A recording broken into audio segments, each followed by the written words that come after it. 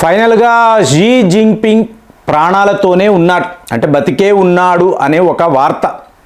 మరి దీన్ని ఎలాగండి ప్రూవ్ చేయడము?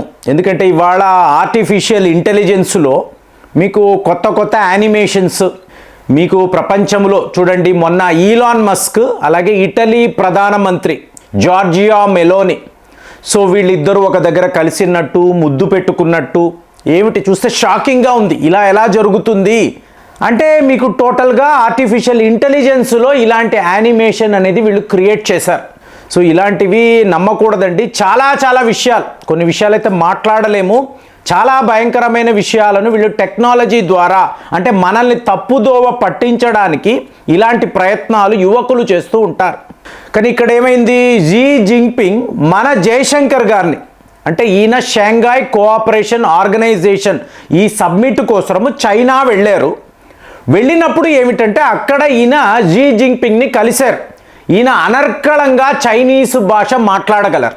సో కలిసిన తరువాత ఈయన ఒక మెసేజ్ పెట్టారు.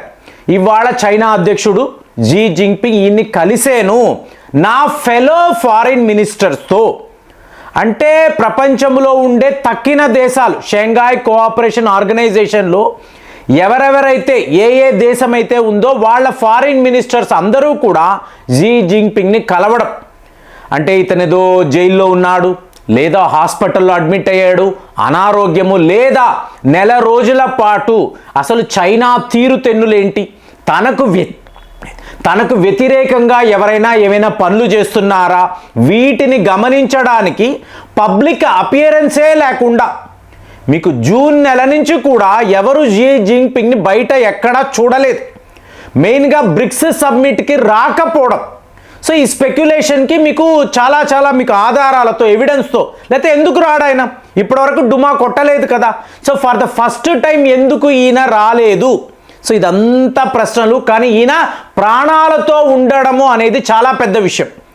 సో ఓపెన్గా అది మన జయశంకర్ గారు షేక్ హ్యాండ్ ఇవ్వడంతో ఈ స్పెక్యులేషన్ అంతా కూడా పక్కకి వెళ్ళిపోయింది. కానీ ఇక్కడ అసలు విషయం ఏమిటి అంటే భారత్కి చైనాకు మధ్య ఇప్పుడు మీరు చూసారు అనుకోండి, అతను చైనా అధ్యక్షుడు, అతను ఒక ఫారిన్ మినిస్టర్ని కలవడము అనేది ప్రోటోకాల్కి వ్యతిరేకము. కానీ ఎస్సీఓలో ఉన్న ఫారిన్ మినిస్టర్స్ అందరినీ ఈయన కలిశాడు. ఇందులో ప్రత్యేకమైన స్థానం ఎవరిది? ఖచ్చితంగా భారత్ది కదా. సో డ్రాగన్ ఎలిఫెంట్ కలిసి డాన్స్ చెయ్యాలి, ఇది చైనా వాళ్ళ కోరిక అని వాళ్ళ గ్లోబల్ టైమ్స్లో ప్రతిరోజు ఏదో ఒక రకంగా ఆర్టికల్ వస్తూనే ఉంటుంది. కానీ మరి చైనా మనతో కలుస్తారా, లేదా మనము చైనాతో కలుస్తామా? సో ఈ ప్రశ్న ఉంది చూసారా, దీనికి జవాబు చెప్పడము ఒకే ఒక స్టేజ్లోనే జరుగుతుంది. ఈ ఎస్సీఓ సబ్మిట్కి ఫైనల్ రౌండ్లో మోదీ గారు చైనా వెళ్ళాలి. ఒకవేళ ఈయన అక్కడికి వెళ్ళారు అనుకోండి, అప్పుడు భారత్ చైనాతో ఫ్రెండ్షిప్ కోరుకుంటుంది అని ప్రపంచ స్థాయిలో వెస్టర్న్ మీడియా నుండి యూరోప్లో ఎక్కడ పడితే అక్కడ కథనాలు రాస్తారు. మరి మనం అలా ఉన్నామా? మరి జయశంకర్ గారు కూడా ఒక మామూలు వ్యక్తి కాదు కదా. ఈయన పనిగట్టుకొని చైనాకు వెళ్ళారు. ఇప్పుడు ప్రాబ్లం అంతా ఎక్కడండి? బ్రిక్స్ అనండి, క్వాడ్ అనండి, ఇక్కడంతా కూడా పహల్గామ్ దాడులను వాళ్ళు ఖండించారు. సో ప్రతి ఒక్క దేశము కూడా ఈ తీవ్రవాదాన్ని మీరు వ్యతిరేకించాలి. భారత్ చేసిన ఆపరేషన్ సింధూర్ అనేది ఒక కరెక్ట్ అయిన చర్య అందరూ మాట్లాడారు, ఇక్కడ మాట్లాడలేదు.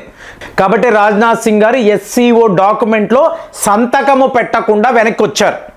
మరి ఇవాళ మరి జయశంకర్ గారు వెళ్ళారు కదా, మళ్ళీ కాంప్రమైజ్కి వెళ్ళారా అంటే మీరు జూన్ నెల అలాగే జూలై 2 వరకు అంటే ఇదే నెల మీకు జయశంకర్ గారు అమెరికాలో ఉన్నారు. అమెరికాలో ఏం చేశారు? ఈయన న్యూయార్క్ మహానగరంలో ఒక ఎగ్జిబిషన్ పెట్టి పాకిస్తాన్ తీవ్రవాదము అని విడిగా మాట్లాడారు. అక్కడ ఏం జరుగుతుంది? క్వాడ్ సబ్మిట్ జరుగుతుంది. క్వాడ్ సబ్మిట్ అంటే ఏంటి? చైనాకు వ్యతిరేకమైన గ్రూప్స్ అంటే జపాన్, ఆస్ట్రేలియా, భారత్, మీకు అమెరికా. సో వీళ్ళు చైనాకు వ్యతిరేకం. మరి అక్కడికి వెళ్ళి ఆ మీటింగ్స్ అటెండ్ అయ్యి మళ్ళీ ఈయన చైనాకు వచ్చారు. కాబట్టి మనము చైనాతో ఫ్రెండ్షిప్ కోరుకుంటున్నామా అంటే కాదండి, మనం ఇష్యూ బేస్డ్గానే వెళుతున్నాము. ఒకవేళ మోదీ గారు చైనా వెళితే అప్పుడు ఓకే, మనము కూడా వాళ్ళతో స్నేహపూర్వకంగా ఉండాలని అనుకున్నాం. కానీ చైనా యొక్క తీరును మీరు గమనించారు అనుకోండి, మీకు ఒక రోజేమో భారత్తో నాకు శత్రుత్వం ఉంది అంటారు, ఇంకొక రోజేమో భారత్తో ఫ్రెండ్షిప్ కావాలి అంటారు. అంటే వాళ్లకు ఏం కావాలో వాళ్ళకే తెలియదు. ఇప్పుడు దలైలామా ఇష్యూ వచ్చింది, ఆయన పుట్టినరోజు సందర్భంగా మనం శుభాకాంక్షలు తెలిపాం. వెంటనే చైనా అలా ఎలా చేస్తావు, నువ్వు చెయ్యకూడదు కదా, దలైలామాని ఎలా గుర్తిస్తావు, వెంటనే గొడవలు. మళ్ళీ పాకిస్తాన్కి ఆయుధాలు ఇచ్చాడు. ఇవాళ మళ్ళీ ఏం మాట్లాడతాడు, భారత్తో మాకు ఫ్రెండ్షిప్ కావాలి, ఈ ఇండిఫరెన్సెస్ అంతా కూడా పోవాలి, ఒక మంచి బైలాటరల్ డీలింగ్ అనేది ఇలాగా. అంటే మీకు ఒక స్టెబిలిటీ అనేదే ఉండదు. ఇదంతా అమెరికా వాడికి మేజర్ అడ్వాంటేజ్ అండి. చూడండి, డొనాల్డ్ ట్రంప్ తీరును గమనించారు అనుకోండి, సొంత గొయ్యిని ఆయన తవ్వుకుంటున్నాడు. ఒకవేళ మీకు భారత్ చైనా కలిసిపోతే అమెరికా పరిస్థితి ఏంటండి? అమెరికా రైతులు ఏమైపోతారు? ఈ టెక్నాలజీ ఏంటి, కంప్యూటర్స్ ఏంటి, సెమీకండక్టర్స్ ఏంటి, రేర్ ఎర్త్ మెటల్స్ ఏమిటి, మీకు అమెరికా దేశమే కుప్ప కూలిపోతుంది. లక్కీగా మీకు భారత్ చైనా కలవడం లేదు. సో ఇవాళ జయశంకర్ గారు వెళ్ళారు అంటే ఆ గ్రూపులో ఉన్నాం. ఆ గ్రూపులో కూడా ఎస్సీఓ గ్రూపులో మనం ఎందుకు ఉన్నాము? జస్ట్ రష్యా కోసరమే, మన మిత్రదేశము వాళ్ళు ఉండమంటున్నారు కాబట్టి మనం ఈ గ్రూప్లో ఉన్నాం. ఒకవేళ ఇందులో లేము అనుకోండి, ఎస్సీఓకి కూడా ఎటువంటి వాల్యూ ఉండదు. బ్రిక్స్ అనే గ్రూప్ చాలా స్ట్రాంగ్ అండి. ఎస్సీఓ టోటల్గా చైనాకు సంబంధించిన, చైనా యొక్క ఇన్ఫ్లుయెన్స్ ఉండే ఒక గ్రూప్. మరి ఇందులో భారత్ ఎందుకు ఉండాలంటే రష్యా వాళ్ళు మనము కలిసినట్టుగా, కలిసి ఉంటున్నట్టుగా ఒక పిక్చర్ ఇస్తేనే అమెరికా వాడు మీకు అణిగిమణిగి ఉంటాడు. మనము విడిపోయాము అంటే భారత్ చైనా రష్యా విడిపోయిన దేశాలు అంటే అమెరికాకు మేజర్ అడ్వాంటేజ్ కదా. ఇది జరగకూడదు అంటే నీకు ఇష్టము ఉన్నా లేకపోయినా నా కోసరం ఈ గ్రూప్లో ఉండు అని చెప్పి మోదీ పుతిన్ మాట్లాడుకోవడం. అదర్వైజ్ మీకు వీళ్ళు కలిసిపోయారు అనుకోండి, అమెరికా చెయ్యగలిగింది ఏమీ లేదండి. మీరు కెనడాని గమనించారు అనుకోండి, కెనడా వాళ్ళు ఏం మాట్లాడతారు, అమెరికా మా బిగ్ బ్రదర్, సో అమెరికా దేశం మీదే మేము ఆధారపడి ఉన్నాము అంటే ట్రంప్ ఏం మాట్లాడతాడు, కెనడా నుంచే మీకు ఇలా వలసదారులు వస్తున్నారు, ఈ డ్రగ్స్ అనేవి కెనడా నుంచే రావడము, కాబట్టి వీళ్ళని మేము పూర్తిగా అవాయిడ్ చేస్తాము, అసలు కెనడా దేశాన్ని అమెరికాతో కలిపేసుకుంటాము, ఇలా అంతా మాట్లాడడంతో ఇవాళ కెనడా వాళ్ళు ఏమన్నారు, అమెరికా గూడ్స్ని బాయ్కాట్ చెయ్యండి, వాళ్ళని ఎక్కడ కొట్టాలో మనం కొట్టాలి, కెనడా వాళ్ళు చెప్తున్నారు. ఇదే పని ఒకవేళ చైనా భారత్ చేసింది అనుకోండి, బాయ్కాట్ అమెరికా అని అన్నారు అనుకోండి, అప్పుడు పరిస్థితి ఏంటి?